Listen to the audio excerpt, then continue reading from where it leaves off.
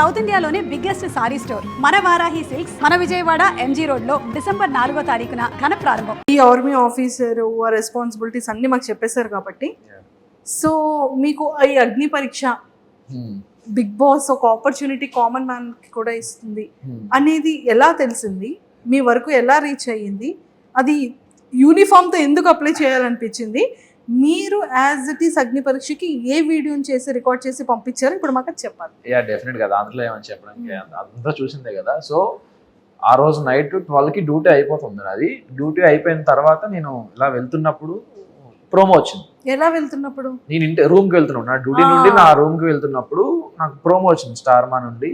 ఎవరు, నాగార్జున గారు. నేను నాగమామ అంటాను, నాకు ముద్దుగా నాగమామ అని ఇష్టం. అందరూ వెంకిమామ అంటుంటారు కానీ నేను నాగమామ అంటుంటా. నాగమామ వీడియో చూసాను అనమాట.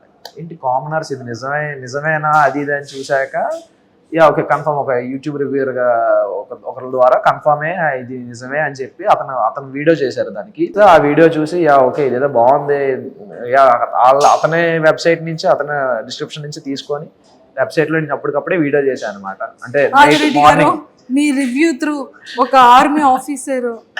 నిజంగా ఇది మాత్రం ఆదిరెడ్డి గారికి థ్యాంక్స్ చెప్పాలి, ఎందుకంటే అతని వీడియో చూసే నేను వెంటనే ఓకే ఇది ఓకే నెక్స్ట్ మార్నింగ్ లాగానే ఇదే మనం చెయ్యాలి అని చెప్పి అందువల్ల ఇలా డ్యూటీకి వస్తున్న దారిలోనే ఎక్కడో ఒక దగ్గర చూసుకొని చేసేసాను అనమాట. సూపర్. మళ్ళీ టైం దొరకదని చెప్పి అప్పటికప్పుడే అప్పటికప్పుడే నేను అసలు ఏం మాట్లాడాలి అదేం డిసైడ్ అవ్వాలి. కెమెరా ఆన్ చేసాను, యా ఓకే నేను ఒక అది కూడా చెప్పమన్నారు కాబట్టి చెప్పేస్తాను. నేను ఒక సోల్జర్, ఇప్పుడు ఆడిషన్ లో ఏదైతే చెప్పానో అదే చెప్పాను. నేను ఒక సోల్జర్ని 3 years అంటే ఇండియాకి సర్వీస్ చేస్తున్నాను. నాకు చిన్నప్పటి నుంచి యాక్టర్ అవ్వాలని ఉంది. సో నాకు ప్యాషన్ అదే, ప్రొఫెషన్ ఇదేనా నా ప్యాషన్ అదే. I want to be act. నాకు ఇలాంటి బ్రేక్ త్రూ కోసం చాలా వెయిట్ చేస్తున్నాను. ఎక్కడైనా దొరికితే నాకు ఎలాంటి ఛాన్స్ దొరికితే ఎక్కడైనా ట్రై చేద్దామని చేస్తున్నాను. మెయిన్ థింగ్ ఏంటంటే ఇక్కడ మనం ఫర్ సపోజ్ ఇప్పుడు మనకు ఒక ప్యాషన్ ఉంటుంది, ఆ ప్యాషన్లో మనం వెళ్ళాక సక్సెస్ అవుతామా లేదా సెకండరీ. అందులో మనకు ఒక ఎనర్జీ ఉంటుంది. ఓకే ఈ రోజు మనకి పాజిటివ్ అయింది, ఈ రోజు మనకు ప్లస్ అయింది, ఈ రోజు మనం అనుకున్న సక్సెస్కి ఇంకొంచెం దూరంలో మనం ఇంకొంచెం దాటి వెళ్ళాం అనే ఒక ఈగో సాటిస్ఫాక్షన్ ఉంటుంది. ఇక్కడ ఏంటంటే నాకు ఆ సాటిస్ఫాక్షన్ లేదు, ఎందుకంటే ఇక్కడ ఉండేది ఒకటి. ఓకే ఇక్కడ సర్వీస్ కూడా ప్యూర్గానే చేస్తాం, అందులో ఏం ప్రాబ్లం ఉండదు. కానీ ఇది కదా, ఇందులో కదా మనం ఇంకా మజా రావాలి, ఇంకా ఇది కదా మనకు కదా ఇంకా ఏమైనా చెయ్యాలని ఉంటుంది కదా అని చెప్పి అవన్నీ చెప్పాను. ఇలా ఇవన్నీ చెప్తే యా ఓకే వాళ్ళు యాక్సెప్ట్ చేశారు. తర్వాత ఆడిషన్ గ్రూప్ డిస్కషన్స్ పిలిచారు, ఇంటర్వ్యూ మీటింగ్ అయింది, ఇంటర్వ్యూ పిలిచారు అని. సో వెంటనే లీవ్ దొరికిందా? చాలా ఫైట్ చేశాను లీవ్ కోసం. అది ఎలా ఫైట్ చేశారో మాకు తెలుసుకోవాలి. థింగ్ ఏంటంటే యా ఓకే గ్రూప్ డిస్కషన్స్ మాత్రం నేను నార్మల్గానే డైలీ లీవ్ గానే వచ్చాను. నేను నార్మల్ లీవ్ వద్దాం అని చెప్పి నేను లీవ్కి వస్తుంటే, నేను ఎప్పుడైతే Srinagar to Delhi flight land అయిన తర్వాత నేను ఢిల్లీ ఎయిర్పోర్ట్లో లేఓవర్లో కూర్చుంటే ఢిల్లీలో కాల్ వచ్చింది, ఈబీ నుంచి కాల్ వచ్చింది. ఇప్పుడేంటి కాల్ చేసేది ఇలా అని చెప్పి చూస్తే అప్పటికి అయిపోయింది నాది. అప్పటికి ఇంటర్వ్యూ అయిపోయింది, జూమ్ మీటింగ్ అయిపోయింది. జూమ్ మీటింగ్ అయిపోయిన తర్వాత అప్పుడు కాల్ చేశారు. కాల్ చేసి ఇలా ఈ డేట్న మీరు గ్రూప్ డిస్కషన్ హైదరాబాద్ రావాలి అన్నారు. ఓకే ఇదేదో బాగుంది, కరెక్ట్ లక్కీగా దొరికిందిరా ఛాన్స్ అని చెప్పి నేను వెంటనే గ్రూప్ డిస్కషన్ వచ్చేసాను. గ్రూప్ డిస్కషన్ వచ్చిన తర్వాత నాది 11th నేను వెళ్ళిపోవాలి, కాశ్మీర్ వెళ్ళిపోవాలి. వీళ్ళు నాకు 6th ఫోన్ చేసి 8th కల్లా మీరు ఇక్కడ రావాలి, హైదరాబాద్ రావాలి, 10 days 19th వరకు అంటే నాకు లీవ్ అయిపోతుంది. సో అప్పటికప్పుడు మా సిఓ సార్ని అందరినీ రిక్వెస్ట్ చేసి ఇలా సార్ ఇది నా పొజిషన్, ఈ ప్యాషన్ ఉంది, మీ సపోర్ట్ నాకు ఖచ్చితంగా కావాలి, సో ప్లీజ్ నాకు సపోర్ట్ చేయండి, కొంచెం హెల్ప్ చేయండి అంటే వాళ్ళు కాశ్మీర్ రమ్మన్నారు. కాశ్మీర్ వచ్చాక అక్కడ రిపోర్ట్ చేసేసి మళ్ళీ వెంటనే ఇంకో లీవ్ అప్లై చేసుకొని మళ్ళీ వెంటనే శ్రీనగర్ నుంచి మళ్ళీ హైదరాబాద్ వచ్చి 1 dayలో 4 flights. దీనికోసం అదే చెప్తున్నా కదా, నేను రావడానికి కష్టపడ్డా. యా ఇందులో వచ్చాక కష్టపడడం సెకండరీ. నేను ఫస్ట్ ఆఫ్ ఆల్ అగ్ని పరీక్ష షో అటెండ్ అవ్వడానికి నేను 2 రోజులు యుద్ధం చేయాల్సి వచ్చింది. 4 flights మారి 1 dayలో యుద్ధం చేసి వచ్చారు. అదే వాళ్ళని బతిమాలి. నాకు బాబాయ్ చాలా ఎమోషనల్ అయిపోయిన వాళ్ళందరూ ముందు. అలా ఉంటది, రావడానికే కష్టపడ్డాను ఫస్ట్ ఆఫ్ ఆల్. అగ్ని పరీక్ష కోసం ముందు యుద్ధం చేశారు చాలా. సో ఆ 1 day 4 flights మరి ఆ జర్నీ 24 hours జర్నీ ఏదైతే ఉందో మీకు చాలా అమ్మ ఏంట్రా టెన్షన్. నాకు ఏం నిద్ర పట్టేది కాదు, అసలు ఏం తెలిసేది కాదు. ఏమవుతుంది రేపు వెళ్ళగలనా, రేపు అన్నపూర్ణ స్టూడియోస్ లో కాల్ పెట్టగలనా లేనది ఒక టెన్షన్. వాళ్ళ రీవార్డర్ ఇచ్చినంత వరకు నాకు అదే టెన్షన్ మెయింటైన్ అయింది. అంటే ఎందుకు అంత టెన్షన్ పడ్డారు? ఫ్లైట్ ఇస్తారా ఇవ్వరా అని చెప్పేసి. ఆ రోజు దరిద్రం ఏంటంటే మనకి ఎలాంటి విషయాలు మనం ఇంకా మన దరిద్రం కదా ఇంకా ఎక్కువ ఉంటుంది. ఎలా అంటే రోజు నైట్ 10:30కి ఒక ఫ్లైట్ ఉంటుంది Srinagar to Hyderabad direct non stop flight. ఆ రోజు ఆ ఫ్లైట్ ఈవినింగ్ 6కే లాస్ట్ ఫ్లైట్. షబ్బా ఇంత అదృష్టం ఏంట్రా బాబు నేను అని చెప్పి సార్ ఇలా ఉంది సార్ పొజిషన్ నాకు వెంటనే చేయకపోతే అవ్వదు అని చెప్పి ఫాస్ట్గా 4 కల్లా చేంజ్ చేసుకొని ఫాస్ట్గా క్యాబ్ బుక్ చేసుకుని ఎయిర్పోర్ట్కి వచ్చి నేను చెక్ ఇన్ చేశాను. మొత్తానికైతే చాలా పెద్ద యుద్ధమే చేశారు 4 కదా. సూపర్. సో అలా మొత్తానికి వచ్చారు. 15 members సెలెక్ట్ అయ్యారు. 45 members 44 members ని పిలిచారు.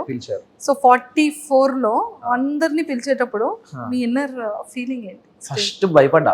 ఇప్పుడు ఫస్ట్ ఇలా వెళ్ళి కూర్చొని అందరూ సెట్ అయ్యాం, ఓకే అందరూ వచ్చేసారు, సెట్ అయ్యాం, ఇప్పుడు ఏం చేస్తారు అసలు మాకు అంటే అందరు నేనేం ఎక్స్పెక్ట్ చేశానంటే ఒక ప్రోగ్రామ్ లో అందరినీ కూర్చోబెట్టి వెంట పక్క నుండి చేయిస్తారేమో, మామూలు అంతా షో రన్ అవుతుందేమో అనగానే ఒక్కొక్కరిని పిలుస్తారని చెప్పారు.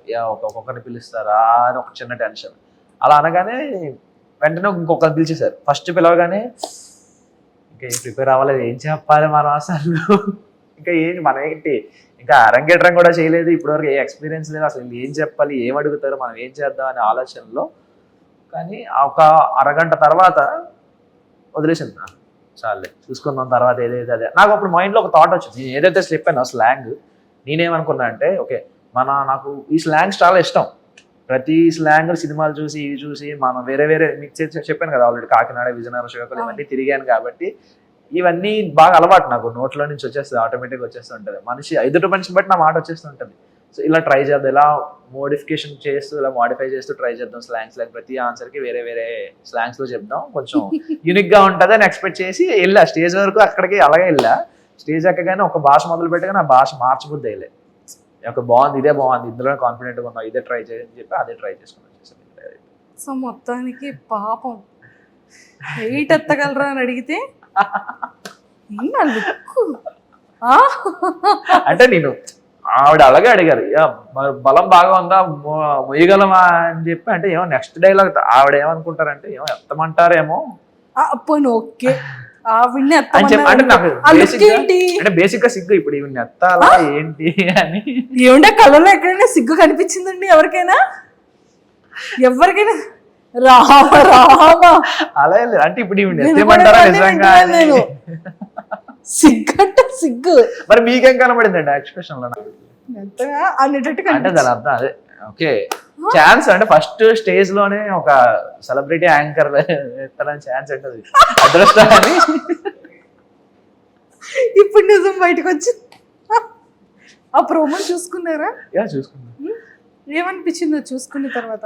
యాక్చువల్ ఎక్స్ప్రెషన్ అంటే నేను తర్వాత వెంటనే రియాక్షన్ కట్ చేసేసారు, ఇలా తిరిగి ఇలా పెట్టాను అన్నమాట. అంటే ఇక్కడ వరకు వచ్చింది ఆపేశారు, ఇక్కడ కట్ చేసేసి శ్రీముఖి గారు క్లోజ్ చేశారు. నన్ను కాదయ్యా అని చెప్పి ఆడన్నా. అయ్యో స్పాంటేనియస్ గా అనిపించింది నాకు. అంటే నేను ఎక్స్పెక్ట్ కూడా చేయలేదు అలా చేద్దామని, ఆటోమేటిక్ గా వచ్చేసింది ఫుల్. అదే అంటే మన ఇన్నర్ లో ఏముంటుందో బయట అవుట్ అదే వస్తుంది, అన్ఎక్స్పెక్టెడ్ గా కాదు అది. నేను చాలా డీసెంట్ అండి బేసికల్ గా. అర్జెంట్ గా బయటికి వెళ్ళిపోతానమ్మా నేను. చూస్తారు కదండి ఎపిసోడ్ చూడండి, అగ్ని పరీక్షలో చూడండి అంత డీసెంట్ గా ఉంటారు. అగ్ని పరీక్షలోనా? యా లుకింగ్ చాలా హౌస్ లో కూడా చాలా డీసెంట్ గానే కనిపిస్తాను. ఎవరైనా ట్రిగర్ అంటే నేను బేసిక్ గా ట్రిగర్ అవ్వను, మెయిన్ అయ్యానంటే మరి అది ఎంతవరకు వెళ్తుందో నాకు తెలియదు. అంటే వెంటనే తీరిపోతుంది, అందరిలో ఒక 10 minutes 15 minutes ఉంటే ఆగిపోతుంది. నాకేమో ఒక మనిషితో ఒక నిరంతర కోల్డ్ వార్ జరుగుతూనే ఉంటది మొదలైందంటే. అదే ఇప్పుడు ఎవరికైనా అంటే ఎప్పుడైనా నాకు ఎక్కడికి వెళ్ళినా, హాస్టల్ అవని, స్కూల్ అవని, కాలేజ్ అవని, ఫ్రెండ్ కన్నా ముందు నా ఎనిమి వీడితో అలా ఉండాలి, కోల్డ్ వార్ అలా మెయింటైన్ అయిపోతుంటది నాకు ఎందుకో. అమ్మో ఇదేదో బాగుంది, ఇక్కడ అందరూ ఫ్రెండ్స్ గానే ఉన్నారు కదా. యా అఫ్ కోర్స్, అంటే ఒక పర్టికులర్ స్టేజ్ లో ఒక ఇంత హాస్టల్ కానీ స్కూల్ సమ్ పర్టికులర్ ప్లేసెస్ రోజు రెగ్యులర్గా వెళ్ళే ప్లేసెస్ లో ఒకడు ఉంటాడు కదా మనకు మైండ్ డివియేట్ చేసే మనిషి, అరే ఏంది ఇలా ఉన్నాడు అనే టైప్ ఆఫ్ ఉంటుంది ఒకటి.